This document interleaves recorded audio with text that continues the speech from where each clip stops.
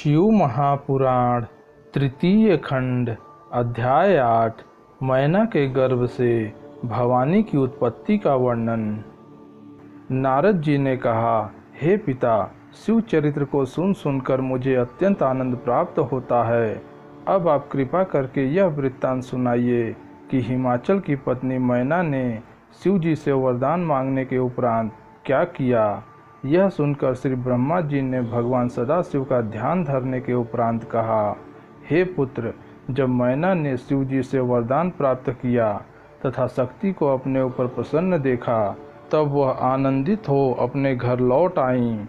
वहाँ सर्वप्रथम उसने 100 पुत्रों को जन्म दिया। वे सब मैनाक तथा कौंच आदि नाम से प्रसिद्ध हुए। उनके शरीर बहुत लंबे थे। वे सब अत्यंत बलवान, बुद्धिमान तथा गुणवान हुए। इसके पश्चात सती जी ने हिमाचल के हृदय में प्रवेश किया ताकि उनके सब मनोरथ पूर्ण हो सकें। हिमाचल ने सती जी के उस तेज को शुभ घड़ी प्राप्त कर मैना में स्थित कर दिया। जिस समय से सती जी मैना के गर्भ में आईं, उस समय से मैना का शरीर अत्यंत तेजस्वी हो गया। उस गर्भ को धारण कर मैना ऐसी सुंदर तथा तेजस्विनी हो गई जैसे पहले कभी नहीं थी। हिमाचल की यह अवस्था थी कि वे बारंबार मैना के निकट पहुँचते तथा मैना की सखी सहेलियों द्वारा यह पूछवाते कि उसे किसी वस्तु की आवश्यकता तो नहीं है। मैना लज्जित होकर कोई उत्तर नहीं देती थी, परंतु वह जिस वस्तु की इच्छा करती थी वह स्वयं ही प्रकट हो जाया करती थी। ऐसी कोई वस्तु नहीं थी जिसे प्राप्त करने में मैना को कोई कठिनाई हुई हो। हे नारद, मैना का गर्भ जितना अधिक बढ़ता जाता था, उतना ही उसका तेज भी अधिक होता जाता था। गर्भावस्था में जिन रीतियों तथा उत्सवों को करना उचित है, उन सबको हिमाचल ने बड़ी धूमधाम के साथ संपन्न किया। उन्होंने सब लोगों को इच्छानुसार दान दिया तथा ब्राह्मणों, देवताओं एवं अतिथियों की भली भांति पूजा की।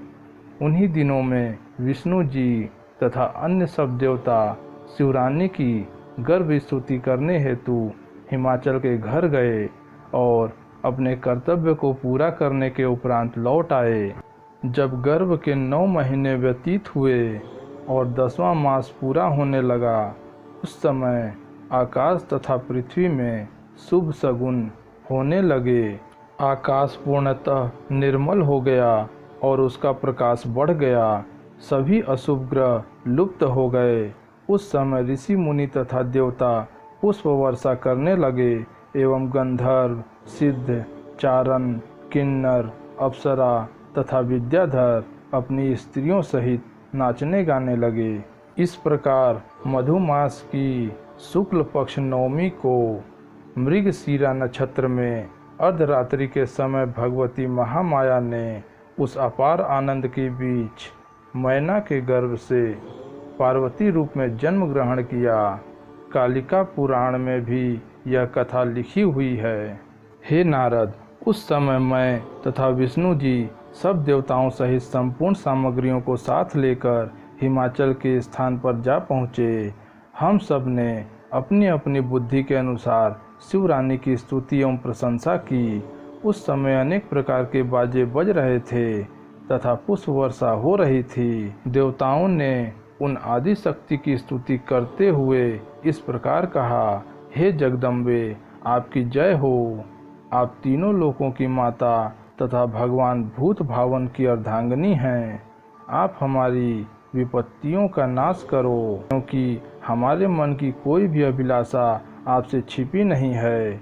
हे आदि शक्ति, आपका तेज अपरिमित है। सृष्टि के सभी जीव आपके सेवक हैं। ब्रह्मा, विष्णु तथा शिव आपके पुत्र कहे जाते हैं तथा तीनों गुणों की उत्पत्ति आपसे ही हुई है। आप ब्रह्म स्वरूप आदि शक्ति बनकर सब जीवों में निवास करती हैं तथा सबसे भिन्न सी रहती हैं।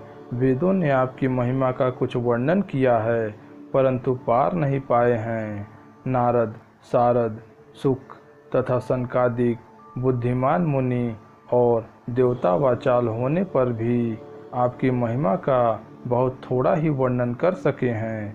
उपनिषद इस बात को कहते हैं कि यदि किसी मूर्ख पर भी आपकी कृपा हो जाए तो वह आपकी स्तुति करने में समर्थ हो जाता है।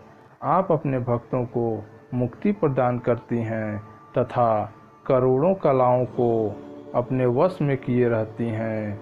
आप अहंकार को नष्ट करने वाली हैं। वेद और वेदांत सब में आप ही सम्मिलित हैं। हे भगवती, आपके सहस्त्रों नाम हैं जिनका वर्णन करना वाणी की सामर्थ्य से परे है।